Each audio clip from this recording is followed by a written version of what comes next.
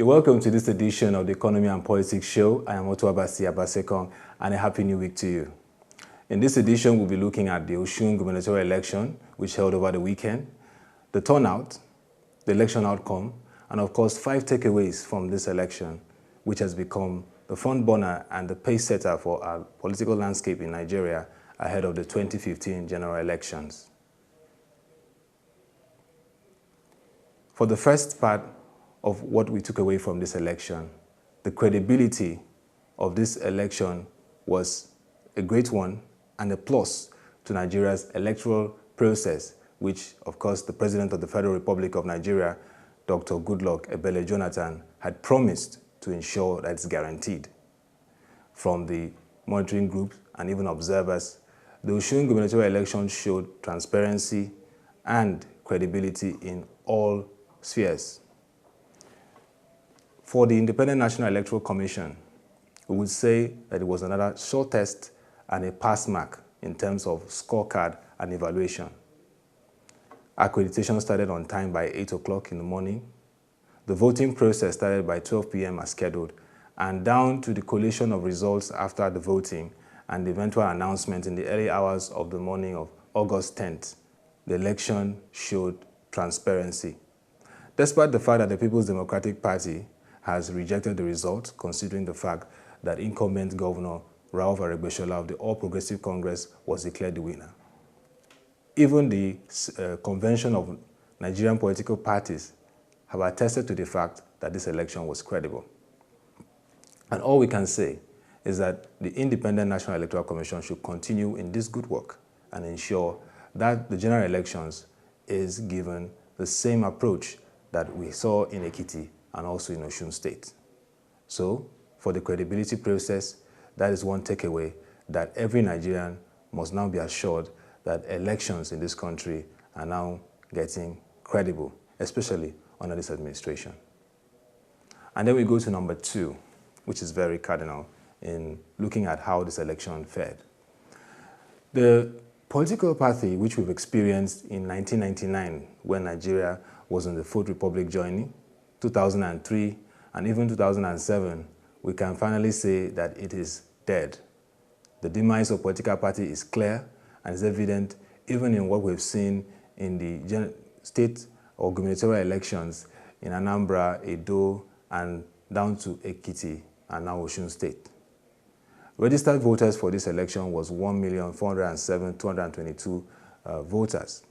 At the end, over 700,000 turned up for the election to cast their votes and to perform their civic duty. Interestingly, what would capture the minds of the media was the fact that several people trekked long distances to their polling units to vote. Every attempt or whatever attempt was made to intimidate or frustrate their voting process, they overcame it because they were determined to cast their vote and also make a statement of their intent on who they want to lead them. This is a plus to our political system. Gone are the days where we had a parochial approach to politics.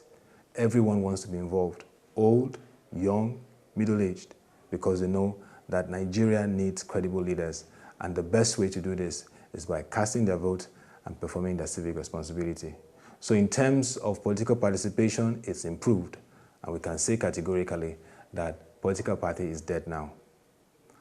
To number 3, which is very interesting. We'd coin it the populist candidate factor. A candidate of the people, a leader that is driven by people-centered policies. And this played out in this election. There's no gainsaying that Governor Rauf Aregbesola represents a people-centered leader. And so the assertions by the likes of Professor Padutomi, Chief Dele Momodu, and even Mr. Fola Adiola were alluded and of course corroborated by the voters in this election. They saw a leader who has driven rural and urban transformational projects that span across agriculture, education, and even infrastructure provisions. Now to number 4, which is security. 2011 general election was a very credible one and was a far improvement from other elections. But at the end of the announcement of the winner of the election, President Goodluck Ebele Jonathan, the violence that preceded it was unprecedented. People were killed, especially coppers, and this warranted the engagement of security forces in various elections after 2011. I must say that security plays a key role in ensuring that people are not hurt or there's no violence erupting in various polling units or wards. But the challenge we had in this election was the issue of the arrest of some All Progressive Congress party chieftains. It may be said that security concerns, but we need to know what security concern they were posing or dangers, because when it seems to be one-sided, it shows a form of bias or a big partisan. And so we'll say, yes, security is very important. We can say that the security operatives did a great job guaranteeing that there was no violence. But in the issue of election day, the issue of arrests like this, we need to be clarified so that we can see the security forces in the country during election period as being fair and unbiased. And then we go to the final part of our takeaway for this edition. We must say that in every election, there must be confidence in the system. There must be value in the system. It must show that democracy is working. And I must attest to the fact that democracy is working with what we saw in the Osun Gubernatorial election. This is a special salute to President Goodluck Ebele Jonathan for committing and, of course, implementing all the processes to ensure that elections are credible. The one-man one-vote system is really working in this country. Compared to some leaders across the world, like Bashar al-Assad or even Recep Erdogan, President Goodluck has shown demonstrable democratic value and principle, even to the point of congratulating Governor Rauf Aregbesola after the election. It shows a level of maturity and political sportsmanship. This is a good omen for 2015.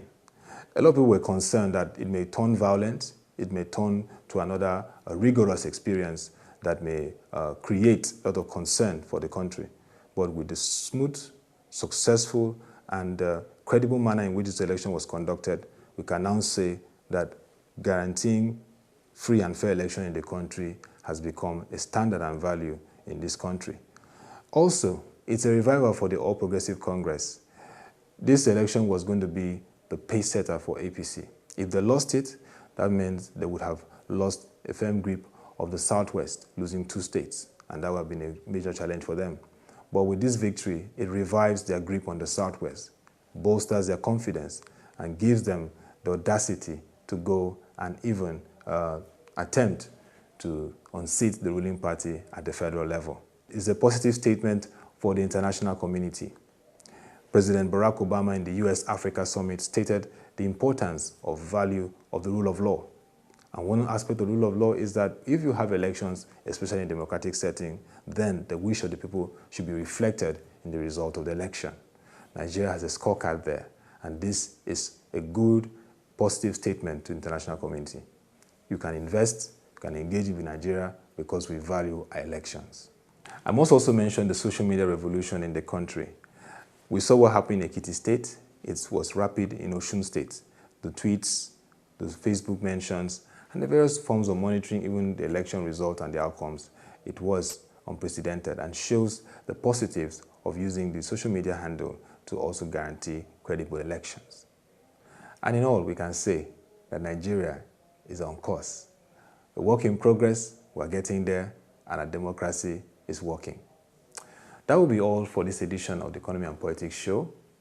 You can continue to engage us on our social media handles, Twitter and Facebook, and also log on to www.webtvng.com for further information and insight. Till the next edition, thank you for watching and have a great day.